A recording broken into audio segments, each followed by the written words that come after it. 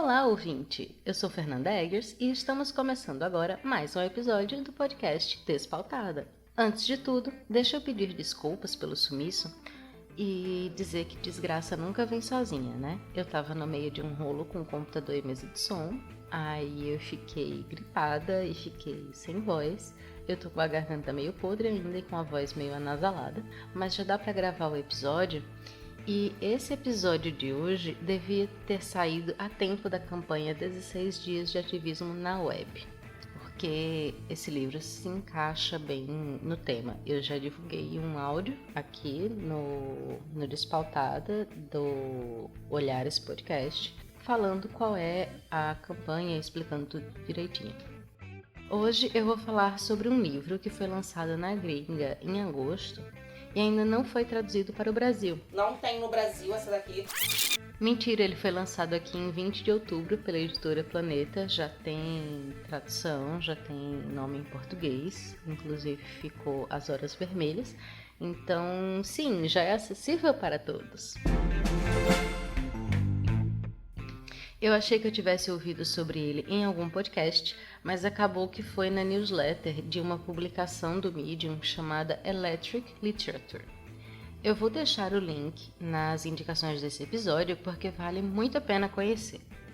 O livro se passa em um futuro não muito distante e que ainda assim pode ser considerado distópico, e fala de um cenário em que o aborto passou a ser proibido nos Estados Unidos.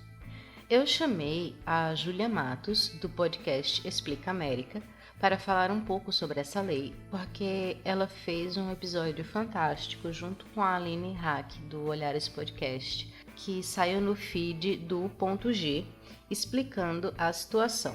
Então, vamos ouvir a Júlia. Oi, aqui é a Júlia do Pod Explica América. E eu vou falar um pouquinho sobre a decisão da Suprema Corte Roe vs. Wade. Essa decisão da Suprema Corte foi a que permitiu que as mulheres nos Estados Unidos pudessem fazer aborto em qualquer estado. Quer dizer que nenhum estado pudesse negar esse direito às mulheres. Isso foi feito na década de 70, mais ou menos 73, 74, me desculpa a data aí que eu esqueci. Mas durante esse período havia assim, uma ideia mais liberal nos Estados Unidos, e não só liberal na economia e conservador nos costumes. Eles acreditavam realmente que o governo deveria ficar longe de tudo, do meu corpo. Então, se eu quisesse, eu deveria fazer esse direito. Quando foi tomada essa decisão, os juízes que decidiram a favor, são 9 juízes da Suprema Corte, foi 7-2, então a grande maioria concordou, é que a decisão de terminar a gravidez, ela é entre o médico e a mulher. O Estado não deveria intervir sobre isso. A gente fala muito do Roe vs. Wade porque ela é uma decisão simbólica. Mas hoje em dia, a lei que estava realmente valendo é uma lei de 92, que é a Planned Parenthood vs. Casey, que é a lei que permite que você possa não proibir o aborto, mas tornar mais difícil que isso aconteça. Como assim? Há uma lei no Texas que obriga que, por mais que a mulher, por decisão própria, resolveu fazer o aborto, o médico tem que mostrar um ultrassom, mostrar o batimento cardíaco, para depois disso, mesmo assim, ela poder realizar o aborto. Alguns estados estão tentando passar leis para que ela vá, assine a papelada, decida fazer, e mesmo assim ela tem que esperar um período de 24 horas. São essas leis, mais ou menos, que o Planned Parenthood vs. Cases estão valendo. Mas desde o início do ano a gente está falando bastante sobre a chance dessa lei cair. O que acontece? Já há estados que, vamos botar que já estão de gatilho. No momento que o Roe vs. Wade cair, o aborto fica proibido no estado automaticamente. Não pode mais acontecer. Outros estados vai acontecer caso a caso. Pode, né, haver uma votação interna, alguém propor outra lei de manutenção, de como já acontecia antes. Por que as pessoas estão com medo? O que muitos grupos vão tentar levar é que, baseado em ciências, eles vão tentar provar que a vida começa, né, na fecundação, então que aborto é assassinato e não uma decisão entre uma mulher e o seu médico que deveria ser respeitada. O maior grupo de pressão que você tem para que essas leis sejam aprovadas são os grupos evangélicos nos Estados Unidos, que hoje a grande maioria está dentro do Partido Republicano. Então você tem ali no meio o que o pessoal chama de cinturão da Bíblia, que provavelmente vai cair. No final da década de 60, início da década de 70, já há um movimento nos Estados Unidos de liberalismo. Então, de decisões que algumas decisões deveriam ser de cunho privado e não de cunho do Estado. O aborto era, sim, uma demanda das mulheres durante muito tempo, porque, da mesma forma que acontece aqui no Brasil até hoje, mulheres chegavam em hospitais por conta de abortos mal feitos. Aí entra um pequeno detalhe.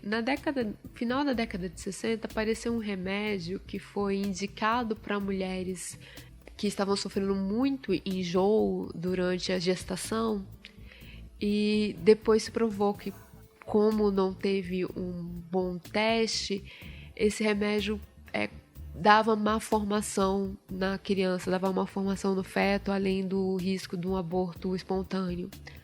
Muitos médicos já recomendavam o aborto para essas mulheres, que eles chamam de aborto terapêutico, né? Então, já tinha uma conversa, não foi da noite para o dia que se decidiu vamos legalizar o aborto nos Estados Unidos. Já havia uma conversa começando a acontecer. Obviamente, havia lugares onde você fazia de forma escondida, da mesma forma que acontece aqui no Brasil, né? A gente sabe que há clínicas de estética onde você vai sair, fazer e vai tudo bem, e onde mulheres pobres vão ter outros problemas. Já havia alguns casos de que você poderia fazer, mas normalmente o aborto levava à esterectomia, então você vai fazer o aborto e vai acabar se esterilizando, não podendo ter nenhum outro filho. Então, o que acontece é você... toda essa conversa, todo esse sentimento começa a tomar conta das conversas. Em 69, uma mulher chamada Norma McCorney, ela estava grávida pela terceira vez, ela já tinha colocado 3 filhos para adoção, e ela entrou na Justiça do Texas para poder terminar essa gravidez. A Justiça do Texas negou, e 2 advogadas pegaram esse caso e tentaram levar esse caso até a Suprema Corte, dizendo, olha, o médico dela recomendou. Por que um juiz ou pessoas que não são médicas estão tentando dizer o que é melhor para o corpo de uma mulher? Eu vou parar por aqui, porque senão eu vou ficar falando demais. Eu tenho um episódio que eu gravei com a Aline, do Olhares Podcasts, que a gente fala bastante sobre o aborto nos Estados Unidos, o que está acontecendo ali, toda a história, a gente faz algumas comparações com o Brasil. Tá tanto no feed do Ponto G, quanto tá no feed do Explica América. É só digitar Explica América que vai aparecer no seu agregador de celular. Bem, eu acho que eu tentei ser sucinta, mas você pedir para alguém que faz história, né, um historiador, falar pouco é complicado.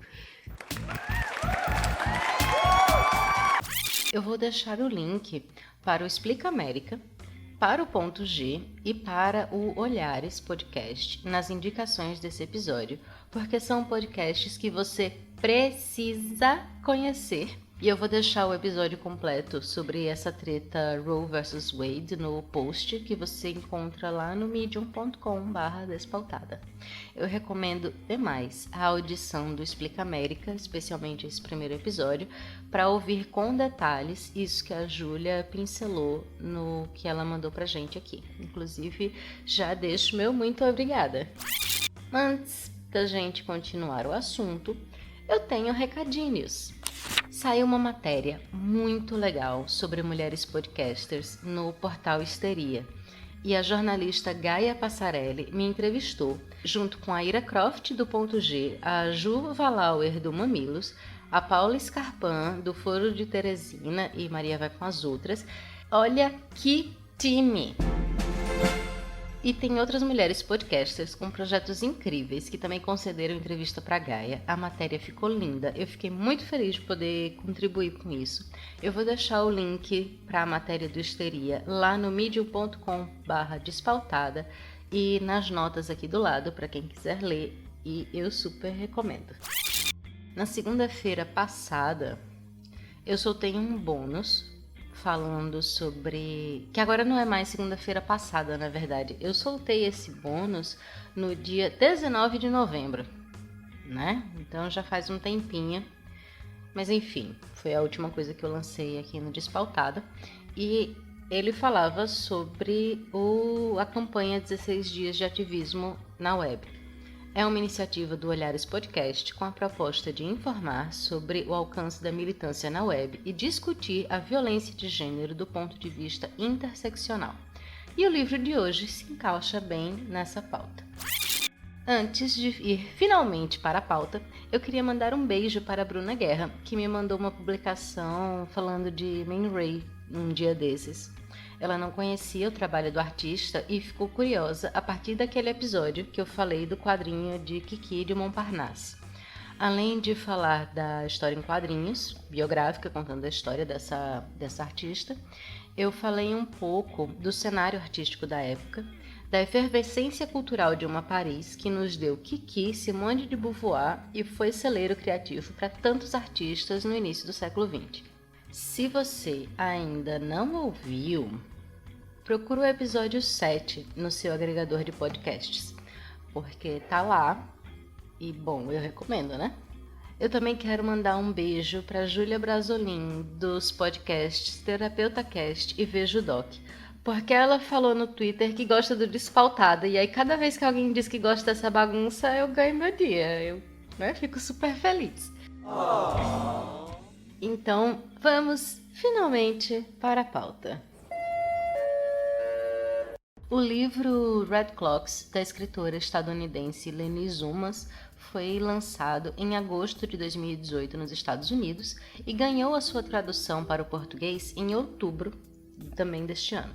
Eu, pessoa ansiosa que sou, achei um volume que caiu da carreta de transporte digital e li em inglês mesmo durante a viagem que eu fiz em setembro e que eu fico prometendo aquele spin-off desencontrado a respeito e ainda não saiu. Vai sair. A edição brasileira tem 336 páginas, o que dá 6 dias na velocidade Lula de leitura, que são 55 páginas ao dia. Se brincar, você acaba mais rápido, porque é uma leitura muito intrigante e envolvente. E vamos para a sinopse. Neste romance ferozmente imaginativo, o aborto é mais uma vez ilegal nos Estados Unidos. A fertilização in vitro é proibida e uma emenda constitucional concede direitos de vida, liberdade e propriedade a todos os embriões. Em uma pequena cidade pesqueira no Oregon, 5 mulheres muito diferentes vivem os dramas causados por essas novas imposições do governo enquanto levantam tradicionais questionamentos relacionados à maternidade, identidade e liberdade. Roe, uma professora solteira de ensino médio, está tentando ter um bebê sozinha, enquanto também escreve a biografia de Eivor, uma exploradora polar pouco conhecida do século XIX. Susan é mãe frustrada de 2 filhos, presa em um casamento prestes a ruir. Mattie, filha adotiva de pais apaixonados e uma das melhores alunas de Roe, descobre estar grávida sem saber a quem recorrer. E Jean é a talentosa curandeira da floresta, responsável por juntar os destinos dessas mulheres quando é presa e levada a julgamento em uma caça às bruxas moderna e frenética.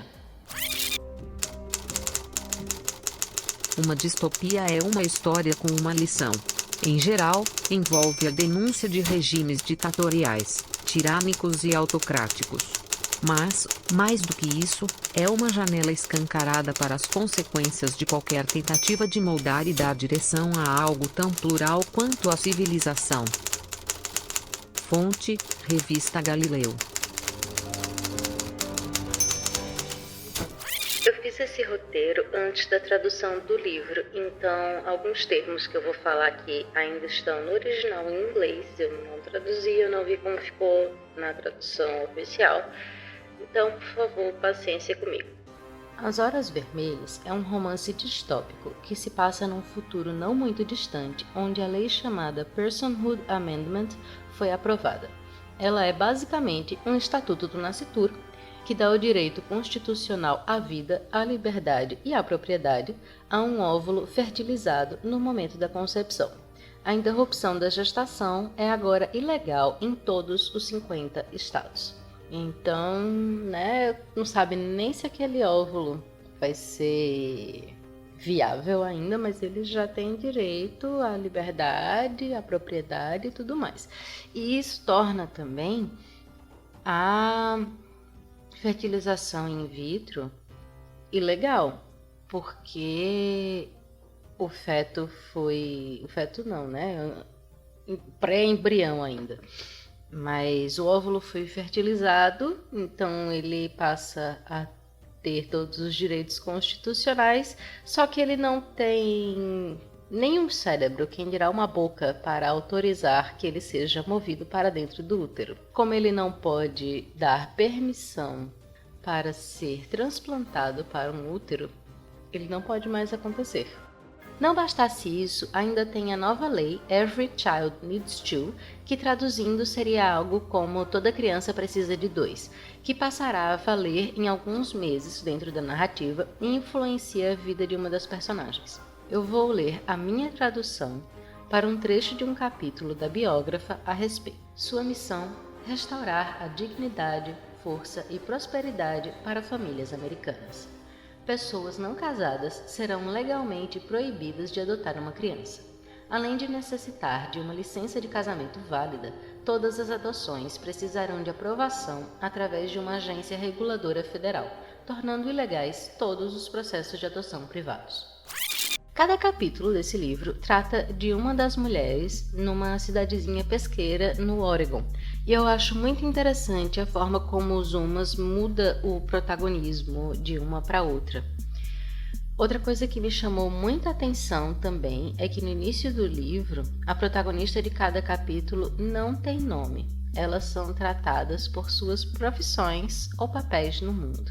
O livro abre com a biógrafa, que é a professora de história e aspirante à mãe solo Ro. Em seguida, muda o foco para a esposa, Susan, amiga de Ro, mãe de 2 crianças e trabalhadora do lar enquanto seu marido trabalha fora. Temos também a exploradora Eivor, sujeito da pesquisa de Ro, e uma cujos capítulos mais se diferenciam dos outros. Ainda na equação temos a filha, que é a Mattie, e a reparadora, que é Jean Percival. Eu vou tentar falar brevemente de cada uma, sem dar spoiler nas histórias delas. A minha sensação, até o 3º capítulo mais ou menos, foi de que cada personagem estava absolutamente sozinha. Não que estivessem sozinhas de verdade, as relações com outros seres humanos são demonstradas, mas a solidão e o sentimento de estar separado do resto do mundo estão muito presentes no livro, em especial nessa primeira parte. Durante um tempo, inclusive, nem parece que a vida de todas as personagens estão ligadas. Uma das coisas que motivou isso para mim foi o fato das protagonistas não terem seus nomes explicitados num primeiro momento. As funções que cada mulher executa são exacerbadas, assim como a ideia de que a mulher é um receptáculo para a vida humana, e são exacerbadas de uma forma que a gente entende como isso é negativo e perigoso. Ro, a biógrafa, tem o sonho de ser mãe, mas não sabe se esse sonho vem de algo interno ou de todo o bombardeamento do tal instinto maternal que ela recebeu ao longo da vida. No entanto, foi como se isso pudesse salvar a sua vida e pudesse torná-la perfeita. Enquanto ela gasta dinheiro que não tem, fazendo inseminações artificiais, e trabalha na biografia da exploradora Eivor, rumina traumas ligados à sua família e inveja a amiga Susan, com a sua vida de comercial de margarina.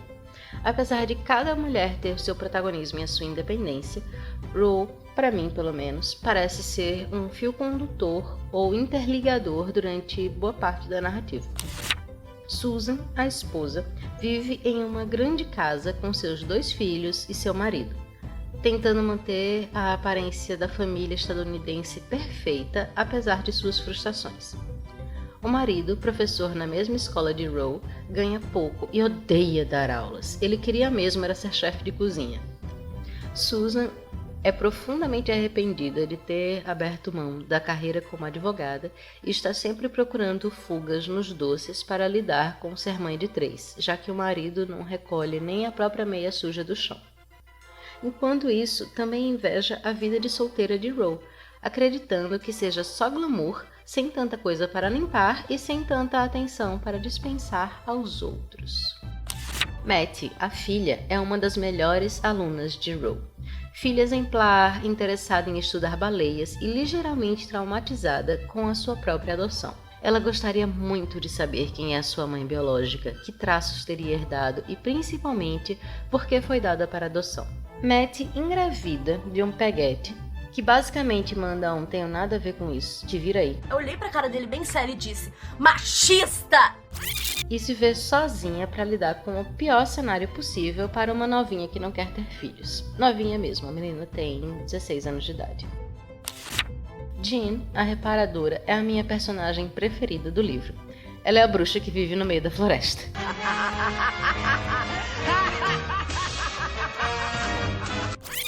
A mulher largou a vida na sociedade e vive numa cabana no meio do mato. Confia em pouquíssimas pessoas e ganha o pouco dinheiro do qual precisa vendendo remédios naturais a mulheres que a procuram.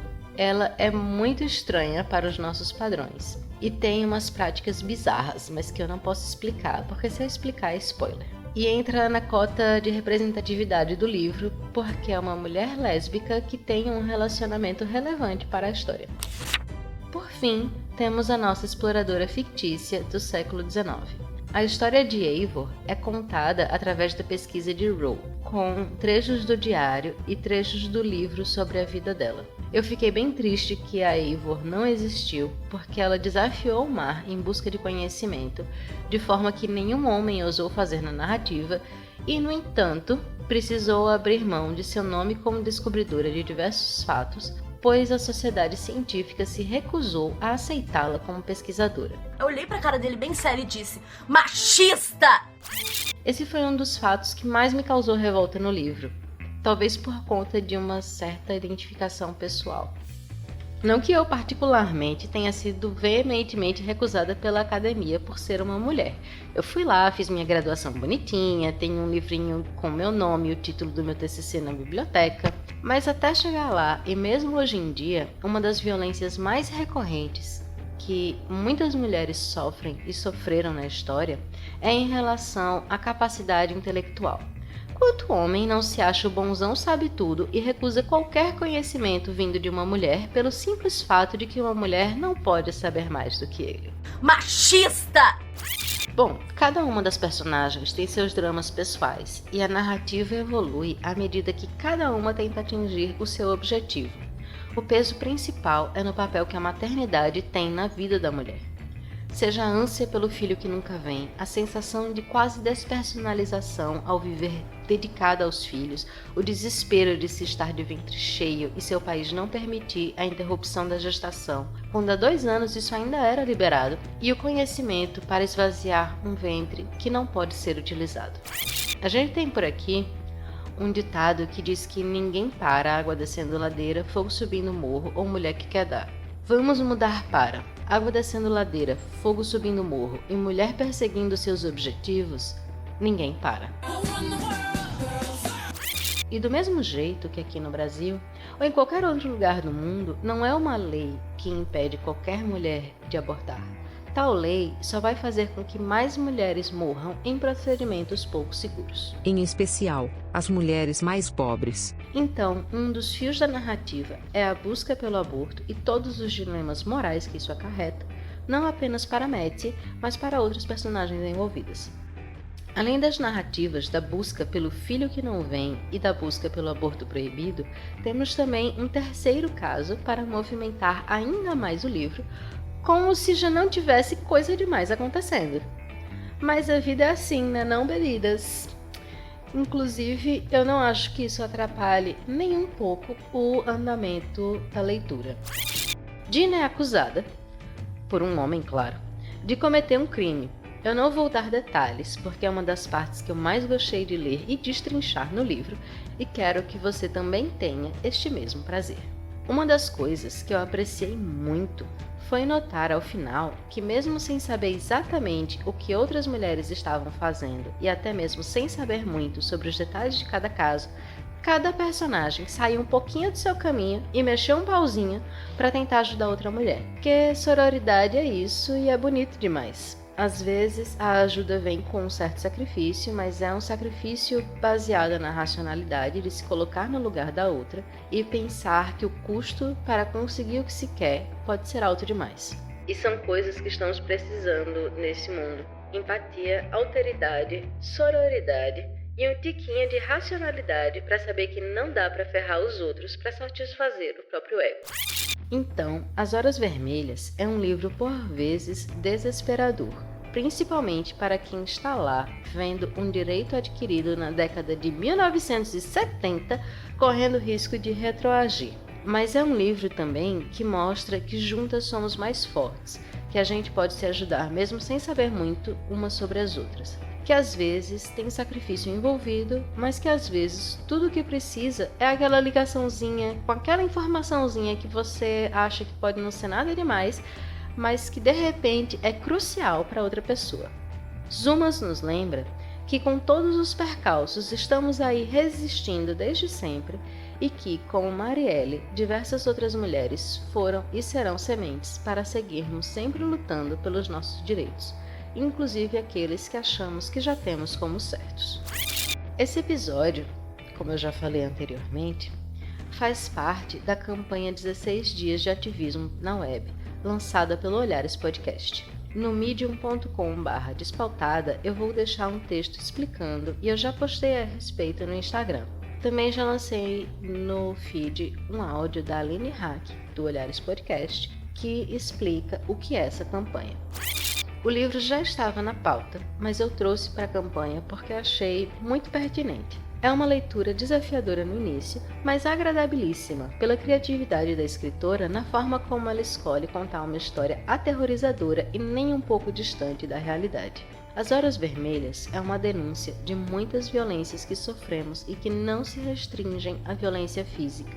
Ao retratar a mulher como simples realizadora de papéis determinados, já mostra uma violência sistêmica de não termos autoridade e autonomia sobre os nossos corpos, sobre como queremos a constituição de nossas famílias, e poda a discussão sobre a dinâmica familiar, colocando cada um dentro de um papel de acordo com seu gênero.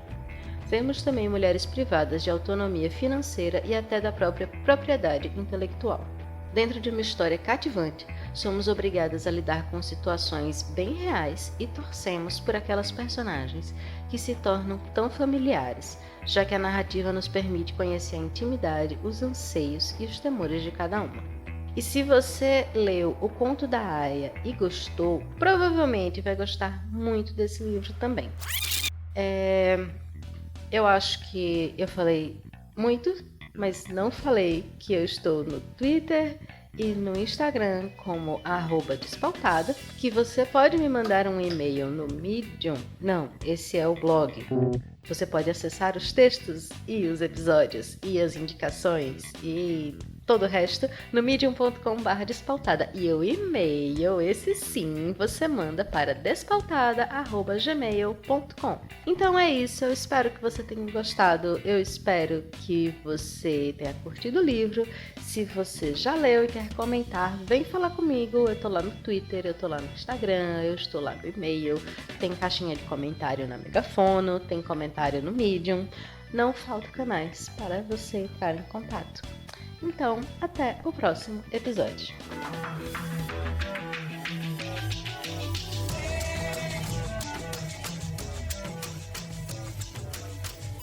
Gostou desse episódio? Então compartilhe com a hashtag Mulheres Podcasters. A tag Mulheres Podcasters é uma iniciativa do podcast .g para divulgar e promover podcasts feitos por mulheres. Siga a hashtag no Twitter e no Instagram e conheça outros podcasts maravilhosos feitos por mulheres. Agora, Tânia, eu agradeço, mas eu vou me embora. Um beijo pra vocês.